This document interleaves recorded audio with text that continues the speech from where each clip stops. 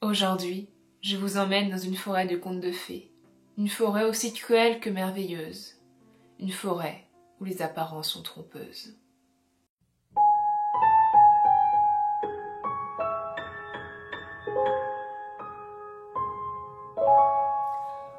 Bonjour tout le monde, je suis Nina Gorlier, je suis autrice de l'imaginaire et aujourd'hui je vais vous plonger dans l'univers de mon premier roman, La Bête du Bois Perdu.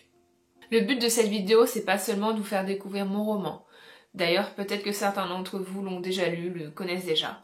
C'est plutôt de vous montrer l'envers du décor, les coulisses, ce qui se cache derrière mon univers, mes inspirations, mais aussi d'autres œuvres similaires. Je voulais pas seulement que ça soit une vidéo promotion, entre guillemets. Je pense pas que ça soit le plus intéressant pour vous. J'aimerais bien en fait aussi que ça soit une vidéo recommandation autour de la thématique de La Bête du Bois Perdu, des contes de fées, tout ce qui s'y rattache. La Bête du Bois Perdu, c'est mon premier roman publié. Il est sorti en 2018 chez Magic Mirror Édition, dans la collection Enchanting, qui est dédiée aux réécritures des contes les plus connus. Et je vous emmène tout de suite avec moi, on va plonger dans l'univers de ce roman. Sibylle ouvrit sa fenêtre qui donnait sur la nuit et sourit en sentant la fraîcheur du soir s'abattre sur ses joues. Là-bas, le vent chantait et lui apportait par bribes des voix d'enfants. « Avez-vous vu notre petit frère ?» lui demandait-elle. Sibylle n'entendait que leur ton innocent, car son esprit ne comprenait plus la tristesse de leurs paroles. « La bête aime jouer ?» dit une des voix. « Elle disait vouloir nous aider. Elle a voulu nous engraisser ?» renchérit une autre. « Elle a voulu nous tendre un piège. » La brise teintée de noir faisait naître des sanglots inavoués dans les yeux de la jeune fille. Elle ne sentait plus les larmes acides qui ravageaient ses joues. « Nous nous sommes enfuis avant qu'elle nous dévore, mais nous nous sommes perdus. Et maintenant, il ne reste plus rien de nous, » conclurent toutes les voix. Bercée par leur triste comptine, Sibylle sourit, ne sentant pas la douleur qui lui brûlait les lèvres. Le son des clochettes semblait tomber des étoiles mortes qui suffoquaient dans les ténèbres de la forêt. « Avez-vous vu notre petit frère ?» demandèrent une nouvelle fois les enfants perdus. Devenue sourde, la jeune fille ignora la morsure du vent sur son visage. Prête à se coucher, elle referma la fenêtre, ignorant les cris désespérés au plus profond de la forêt.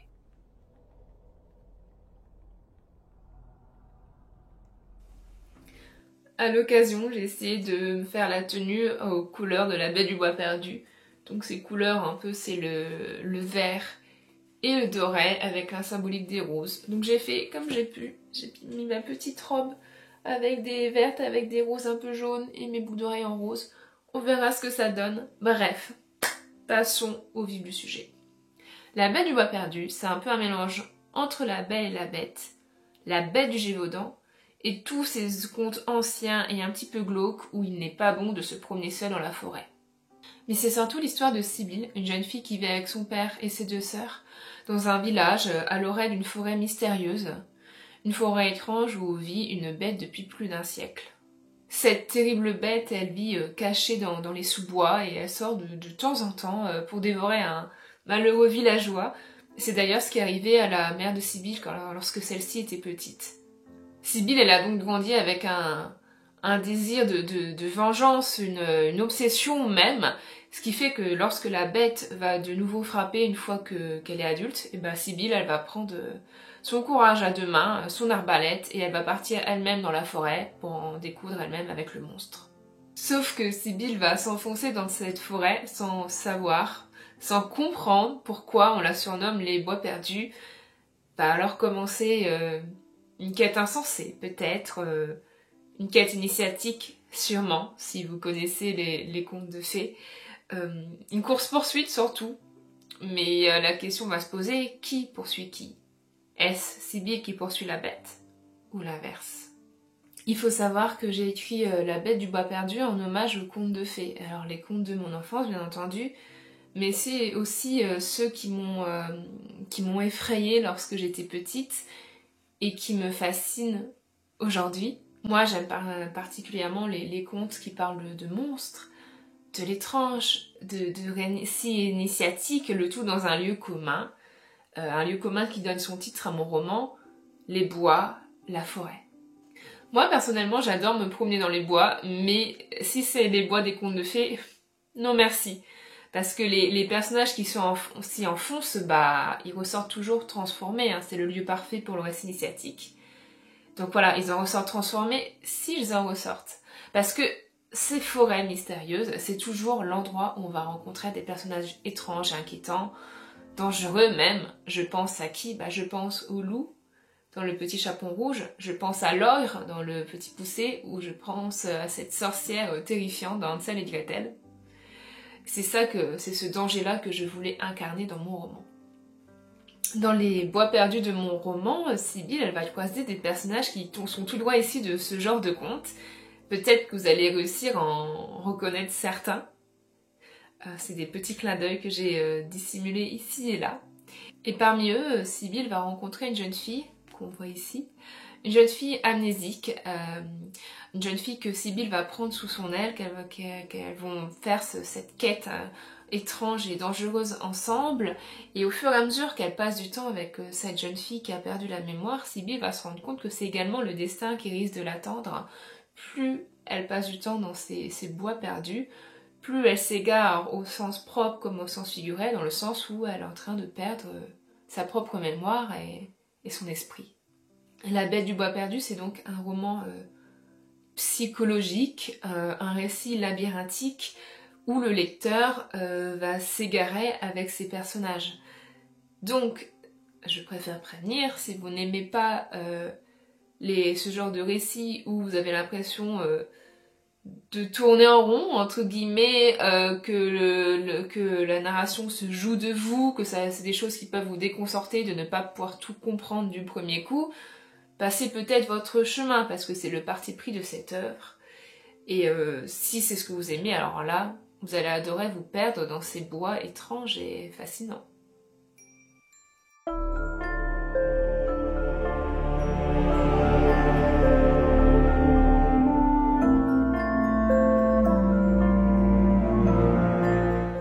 J'aimerais vous parler des inspirations que j'ai eues pour La Bête du bois perdu. Elles sont nombreuses, et il y en a certaines qui sont évidentes, donc j'ai commencé par celle-là. La Belle et la Bête. De base, le concept c'était de réécrire La Belle et la Bête, mais d'une façon plus originale, entre guillemets, sans vouloir rabaisser les autres écritures de La Belle et la Bête, mais je voulais proposer quelque chose qui, je pense, n'avait pas été fait. Et c'était un pari un peu risqué parce que La Belle et la Bête, c'est peut-être une des histoires d'amour les plus connues au monde, c'est peut-être l'un des contes les plus adaptés et réécrits qui existent. Et mon parti pris, moi, ça avait été de retirer l'histoire d'amour et d'en faire une histoire de vengeance, en mariant le côté bête de La Belle et la Bête et le côté bête du Gévaudan. Donc dans cette version-là, en fait, la bête a dévoré la mère de Sibylle, de la Belle. Et donc... c'est en voulant se venger qu'elle va partir à la rencontre de ce monstre. Mais on retrouve une histoire de prince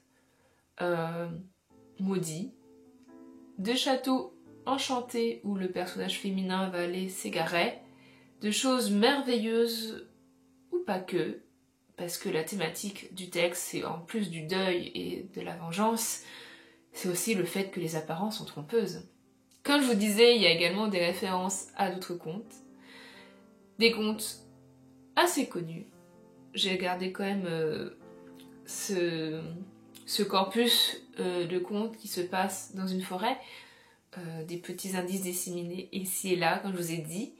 Et il y a un deuxième conte qui a presque autant d'importance que La Belle et la Bête. Je vais pas trop en dévoiler, il n'est pas vraiment réécrit, mais il est évoqué sous certaines formes.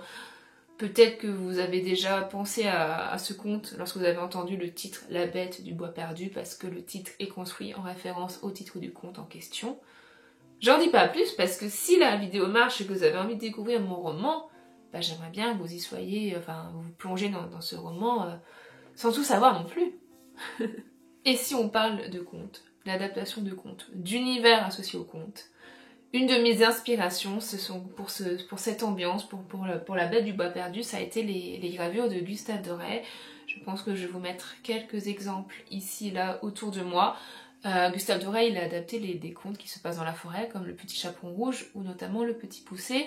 Alors, outre le fait l'aspect en noir et blanc de la gravure, qui propose des couleurs, enfin des teintes contrastées et marquées et assez ténébreuses, un travail magnifique sur les ombres.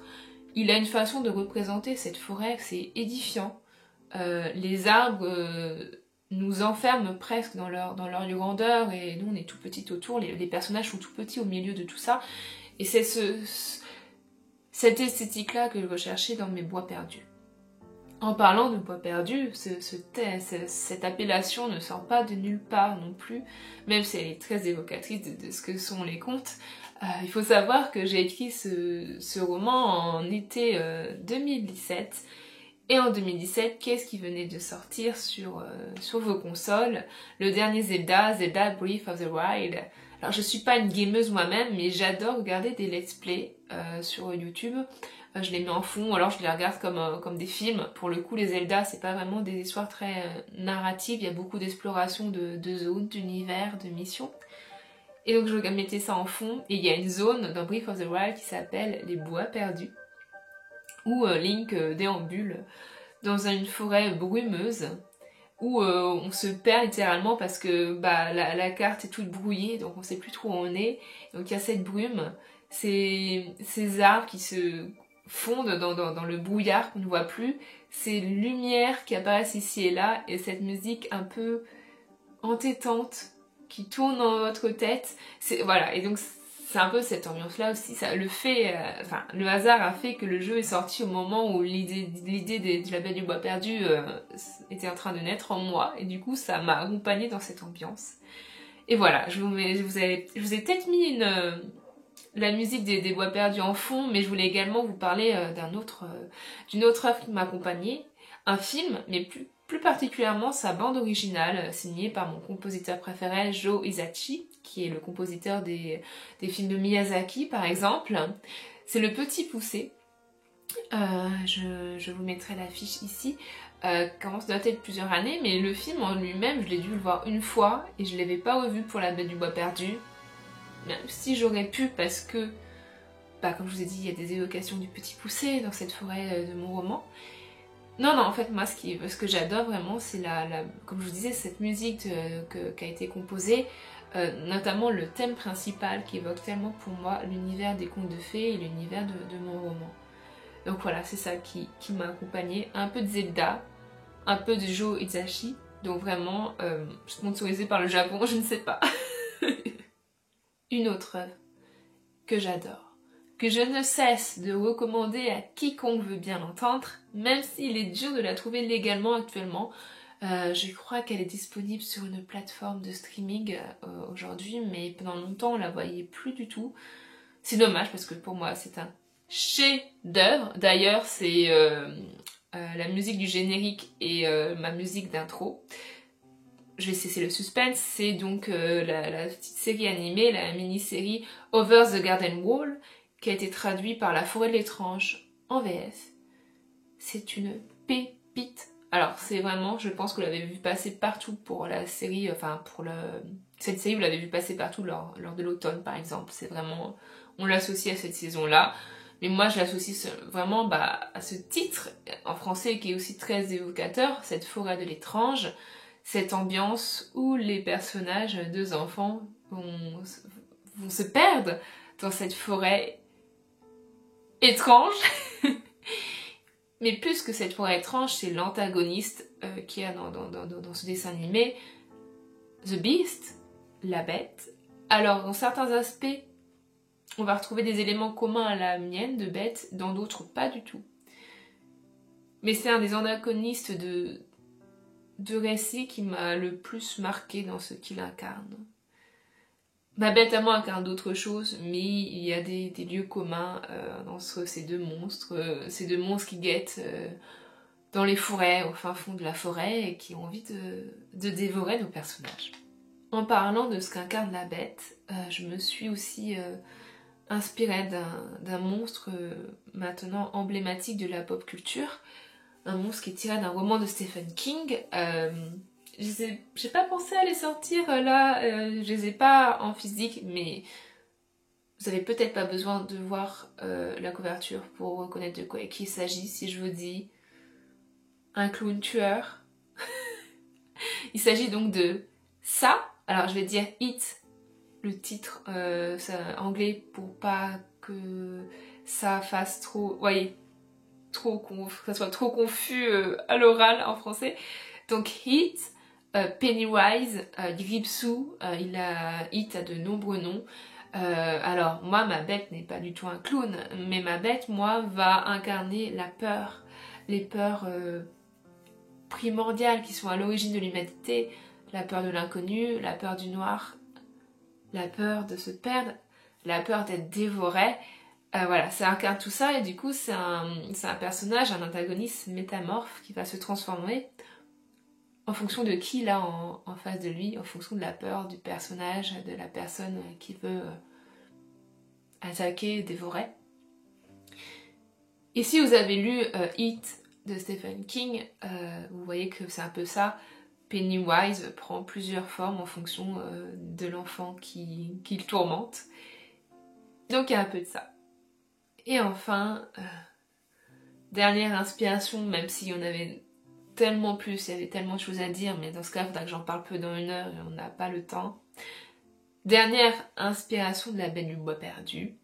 On va partir sur un autre média, j'ai déjà un peu évoqué avec Zelda, mais comme je vous disais, j'aime beaucoup regarder des let's play de jeux vidéo. Et il y a plusieurs années déjà, j'ai découvert un let's play que j'adore, un jeu vidéo que j'adore, c'est Alice Madness Returns, Alice Retour au Pays de la Folie, qui est une adaptation très intéressante, une adaptation / suite d'Alice au Pays des Merveilles. Il y a plusieurs opus, Alice Madness Returns c'est le 2e opus, il devait en avoir un 3e mais malheureusement le studio, la société de production, je sais plus c'est laquelle, mais voilà, la production qui finançait le studio, American Maggies, a décidé de tout couper. Enfin, non, finalement, il n'y aura jamais 3e opus, on abandonne le projet, on finance rien. Et je pense que vu que c'est eux qui ont les droits, le créateur ne peut même pas porter le projet ailleurs. Bref, je me calme. Je suis dégoûtée. Mais pourquoi je vous parle d'Alice Madness Returns? Parce que c'est le parti pris d'adapter un roman, Alice au Pays des Merveilles de Lewis Carroll, qui est déjà assez perché de base, assez absurde, donc étrange, ça on est d'accord, mais de proposer une adaptation vraiment assez sombre, assez violente dans certains aspects. Et sans être aussi tordue que ça, moi, ma Belle du Bois Perdu, elle a le parti pris quand même d'être assez étrange et sombre et voilà, beaucoup plus dark que le conte de base, La Belle et la Bête.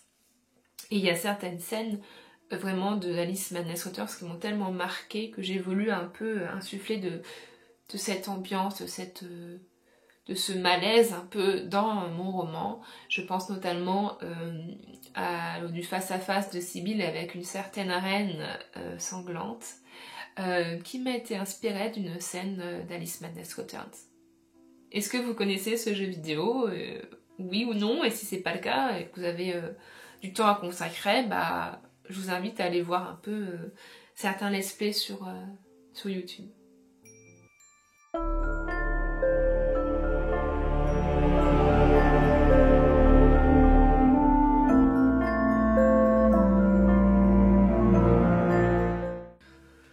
Je vous reprends après une petite pause de mon côté parce qu'il a fallu que je recharge la batterie, que je recharge mes batteries en mangeant. Donc voilà, je reprends une petite pause. Entre temps, j'ai réussi à me couper le doigt. C'est pas grave. Il y a une coupure d'électricité. Enfin, rien n'allait. J'ai cru que j'allais jamais pouvoir continuer à tourner cette vidéo. Mais c'est pas grave. On est là. On a perdu un petit peu de sang. Mais je suis encore vivante. Ouh. Maintenant, je me disais que ça pourrait être sympa de vous proposer des recommandations de lecture.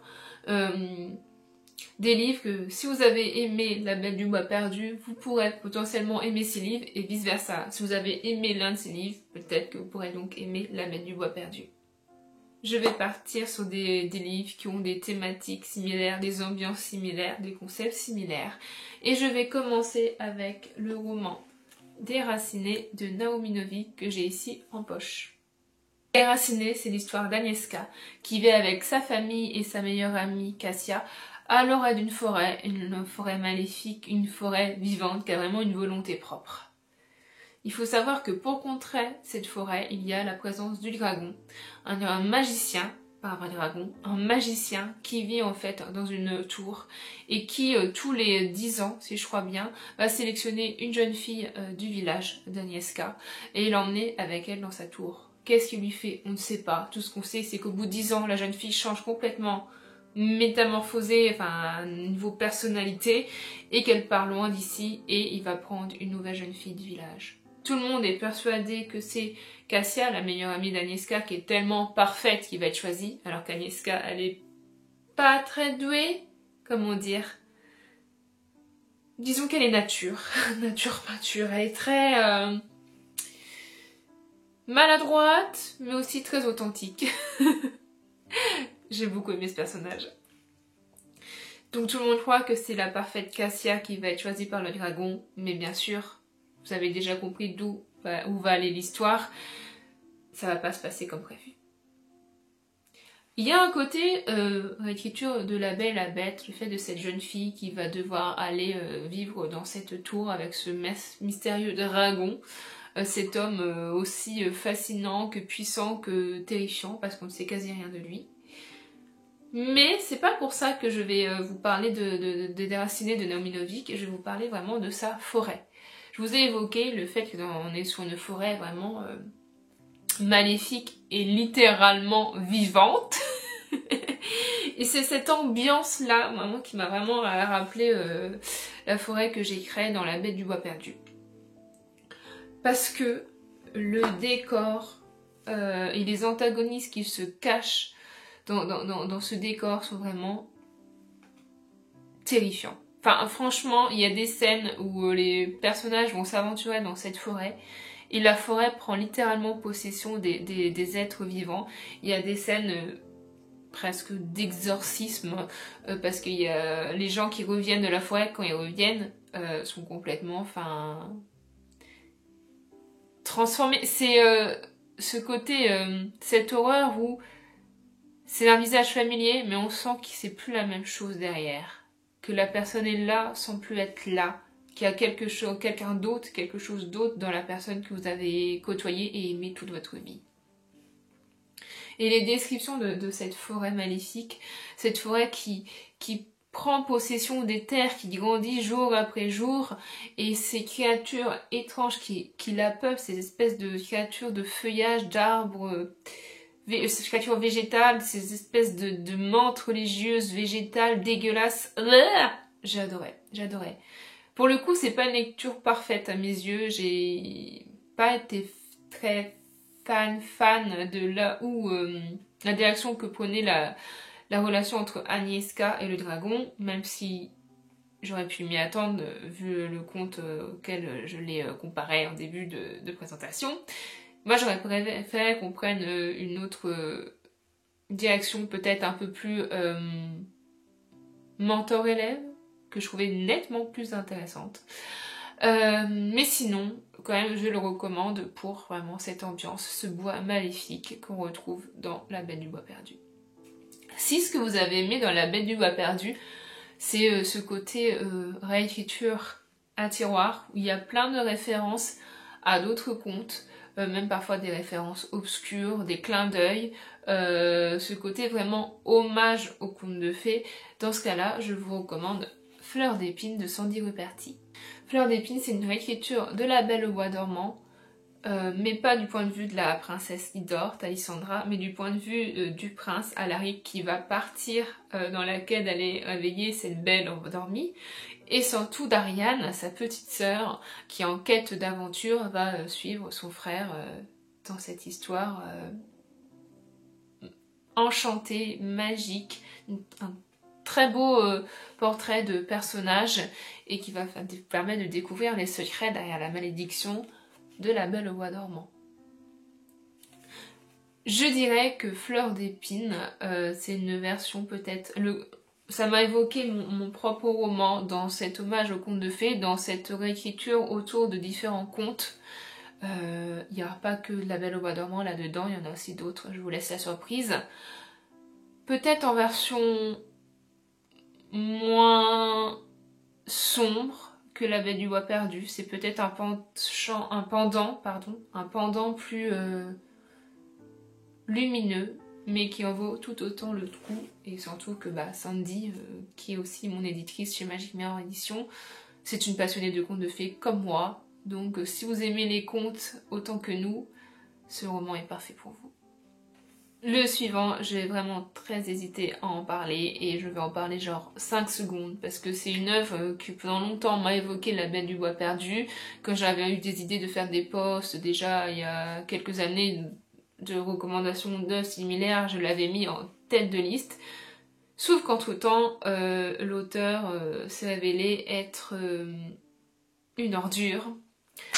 Donc je vais vous recommander l'œuvre de l'illustrateur qui est magnifique et on va pas parler de plus longtemps de l'auteur.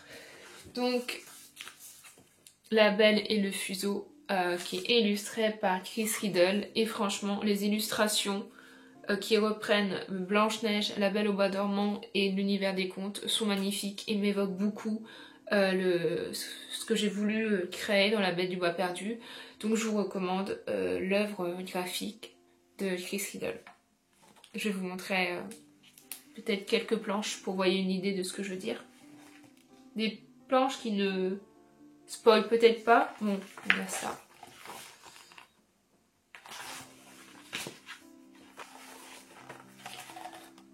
Regardez, on voit un peu le reflet. Voilà. Ce genre de choses est pareil, ça mêle de contes.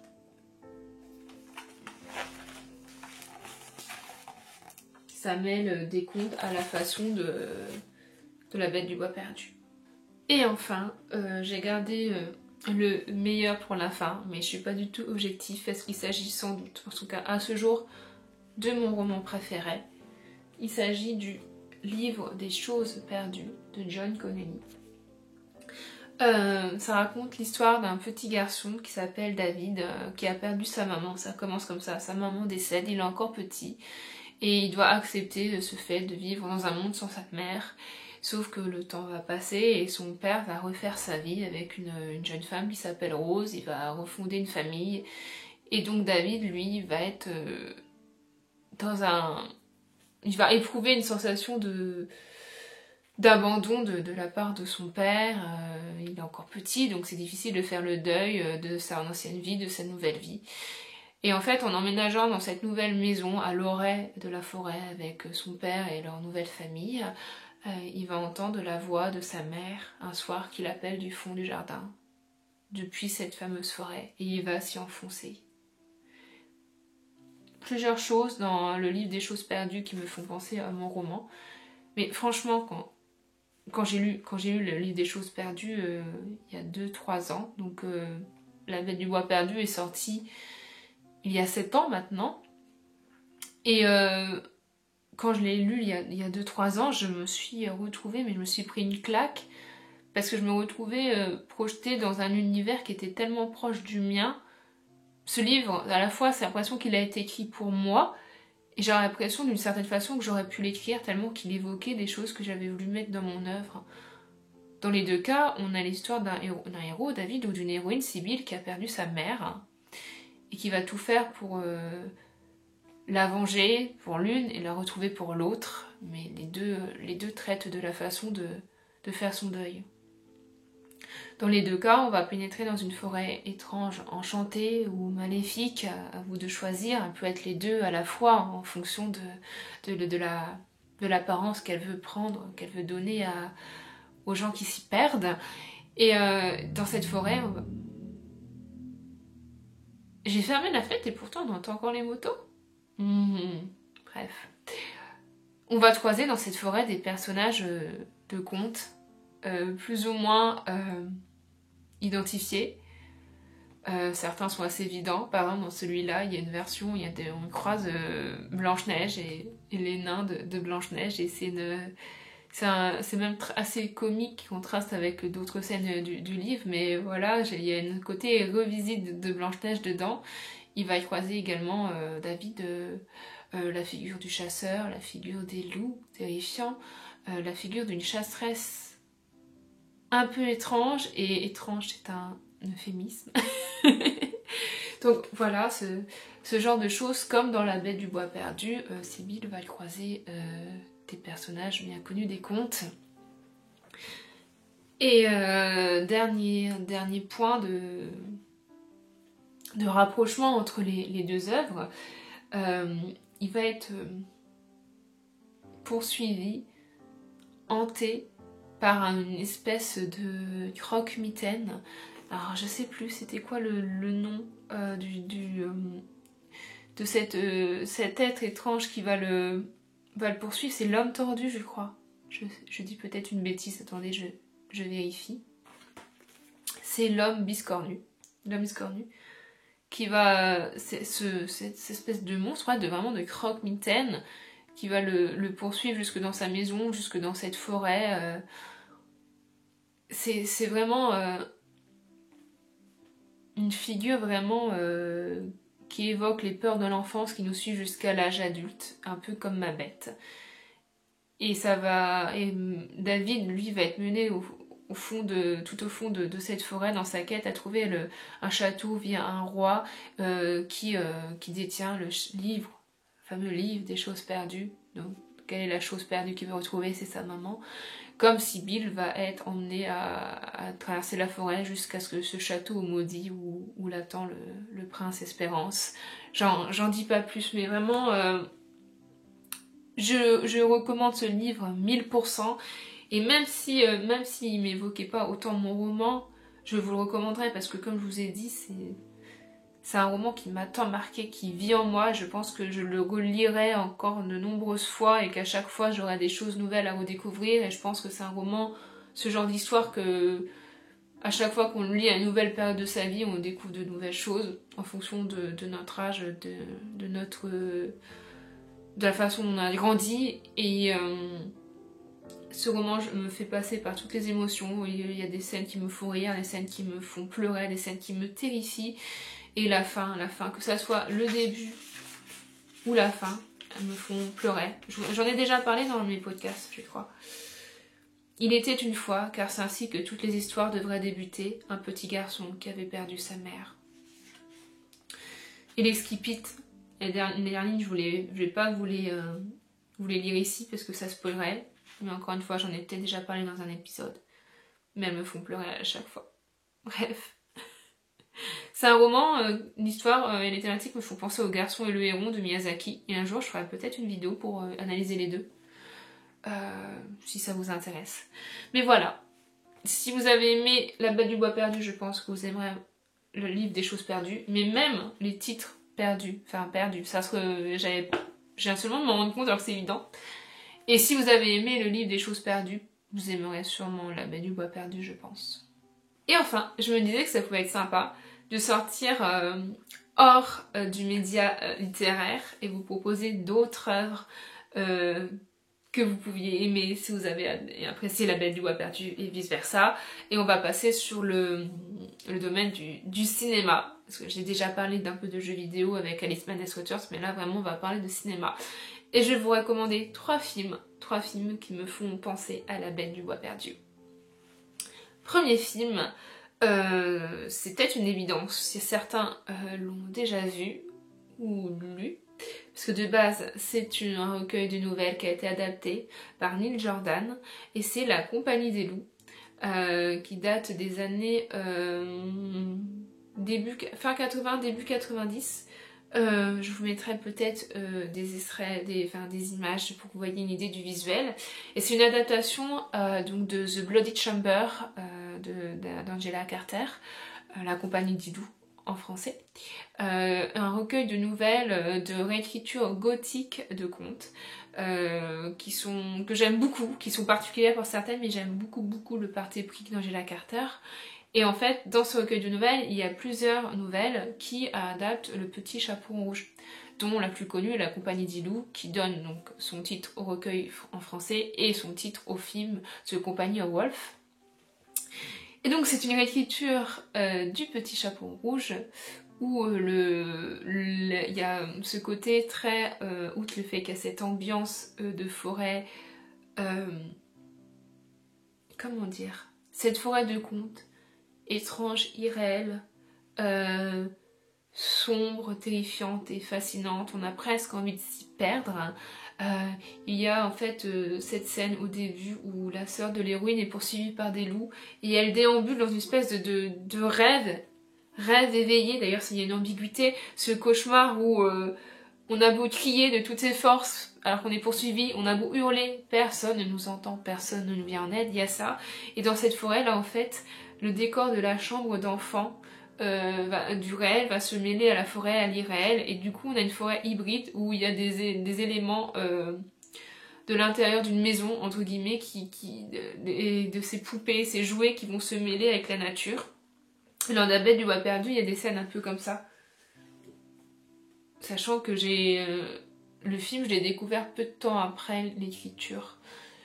Et le recueil de nouvelles, j'ai lu il y a 2-3 ans aussi, je crois que je l'avais lu dans la même lignée de ça, dans la continuité.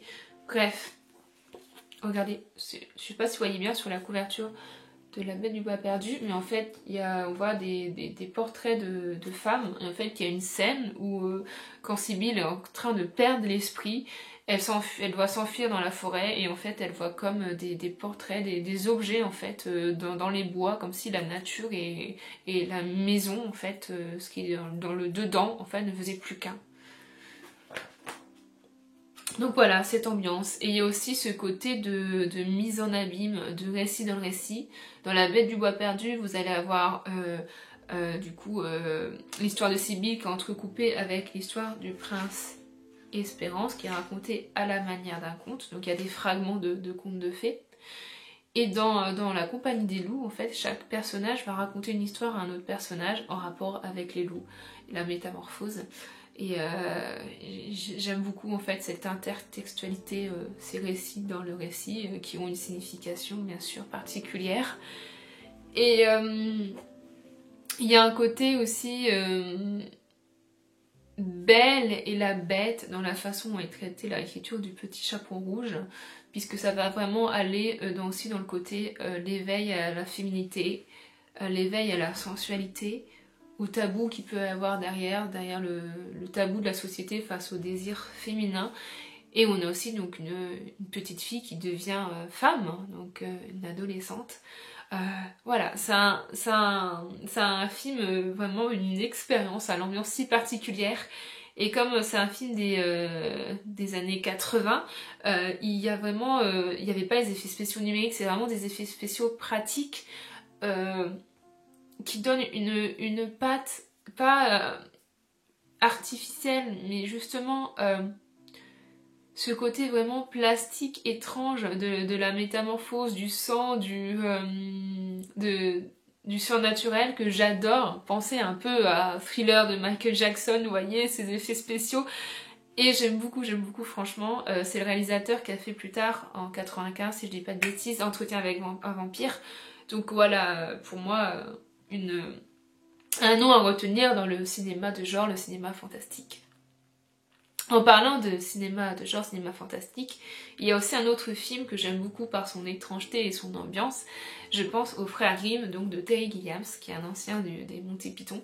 Les Frères Grimm qui datent début années 2000, je ne sais plus, je mettrai l'affiche, le titre, toutes les infos, qui avec notamment du coup Matt Damon et notre regretté Heath Ledger dans le rôle des deux frères des Grimm. Je sais plus qui est lequel et qui fait Willem, qui fait Jacob, bref, ils jouent les deux rôles principaux. Et il y a également Lina Headey qui joue donc la jeune femme, chasseresse du village, chasseresse un peu comme ma Sibylle. Lena Headey que vous connaissez sûrement pour son rôle de Cersei Lannister dans Game of Thrones, là rien à voir. Et Monica Bellucci, la seule unique, la magnifique Monica Bellucci qui joue le rôle de la reine du miroir. Et donc dans les Frères Grimm, on va suivre ces deux frères donc inspirés des réels frères Grimm, qui étaient du coup ceux qui ont parcouru l'Allemagne pour retranscrire, en fait, recueillir les contes de tradition orale et les fixer dans le but de constituer en fait quelque chose, une culture nationale à l'Allemagne, puisqu'on est juste dans la période de la création de l'Empire germanique. Et on va prendre, le film prend ce principe-là et va en faire en fait des hommes qui parcourent aussi le pays, mais il va en faire des charlatans. Qui quand un jour ils vont être confrontés à des véritables affaires paranormales de disparition d'enfants dans la forêt, et qui vont devoir enquêter puisqu'ils font croire à tout le monde qu'ils sont experts de tout ce qui est magie, étrangeté et contes, et ben ils vont être vraiment confrontés à quelque chose de vraiment surnaturel. Là, ça va barder pour eux. Et il y a des scènes à la fois burlesques, de comédie, avec les Français qui sont tournés au ridicule, comme on adore faire chez les anglophones. Il y a ce genre de scène, mais surtout, en fait, il va avoir des scènes aussi vraiment d'horreur. Et si vous le voyez un peu trop jeune, je pense que certaines scènes resteront en vous. Il y a la scène où toute la reine, cette reine dans sa tour, cette reine immortelle et magnifique incarnée par Monica Bellucci. Mais moi je pense au démon de l'espèce de monstre de boue qui vole les yeux et la bouche de la petite fille et qui marche comme ça. C'est terrifiant. Mais ce que j'aime bien en fait dans ce film, quelle est la comparaison avec La Belle du Bois Perdu, et c'est un hommage au conte de fées, et c'est cette ambiance étrange et fascinante qui met mal à l'aise, cette forêt vraiment incarnée où se cachent les contes. Voilà. Et enfin, je vais vous recommander un film que j'aime beaucoup, qui mérite plus être connu. Alors c'est pas une réécriture de La Belle et la Bête, c'est une adaptation, je veux dire. C'est une adaptation d'un autre conte. J'aurais presque pu la citer, et je la citerai peut-être si je fais une vidéo sur mon roman Le Reflet Brisé, parce qu'il s'agit d'une adaptation de Blanche-Neige qui s'appelle Blanche-Neige, le plus horrible des contes. Avec du coup, je ne sais plus le nom de l'actrice qui joue Blanche-Neige parce que je crois que je ne l'ai pas vue autre part. Mais l'actrice qui fait la reine, c'est Sigourney Weaver, qui elle est bien plus connue, éternelle Hélène Ripley. Et pourquoi je cite ce film, je vais pas m'attarder trop dessus parce que si vous connaissez l'histoire de Blanche-Neige, c'est ça. Mais ce que j'aime bien, c'est l'ambiance vraiment un peu gothique et un peu beaucoup. C'est dans le titre, le plus horrible des contes, vraiment axé horreur. Ça reste un film grand public, mais ils vont bien aller dans le côté plus sombre du conte. Et c'est ça ce que j'ai aimé parce que c'est un parti pris que j'ai voulu retranscrire dans Ma Bête du Bois Perdu, où on va vraiment ça va frôler l'horrifique. Il y a des scènes dans La Bête du Bois Perdu qui sont écrites pour faire peur. Donc voilà, ce sont 3 films que je vous recommande si vous avez aimé La Bête du Bois Perdu et vice versa. Si vous aimez ces films, La Bête du Bois Perdu est peut-être faite pour vous. Voilà pour ces recommandations, ces inspirations. J'ai préféré pas trop m'attarder sur mon roman parce que j'en ai déjà parlé ailleurs. J'ai consacré un épisode du podcast, j'en parle aussi sur mon compte Instagram.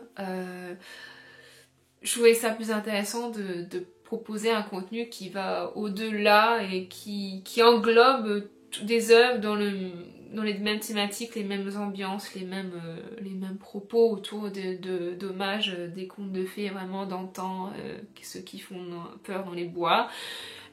J'espère que ça vous a plu.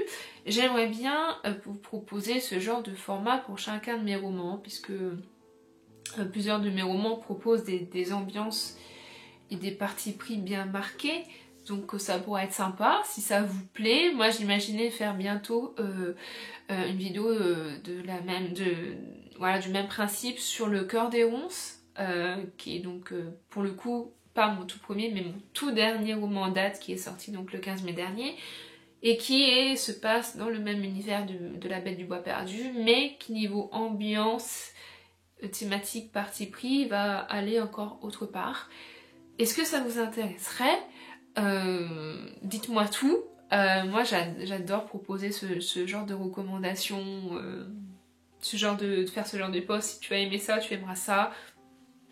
À voir si je sais pas si je vais tousser, si je vais viser juste. Donc voilà, moi je vous laisse pour cette fois. Je vous souhaite de bonnes lectures. J'attends vos recommandations, vos avis sur ce que j'ai raconté en commentaire. Et puis on se voit dimanche prochain pour une nouvelle vidéo. Bisous!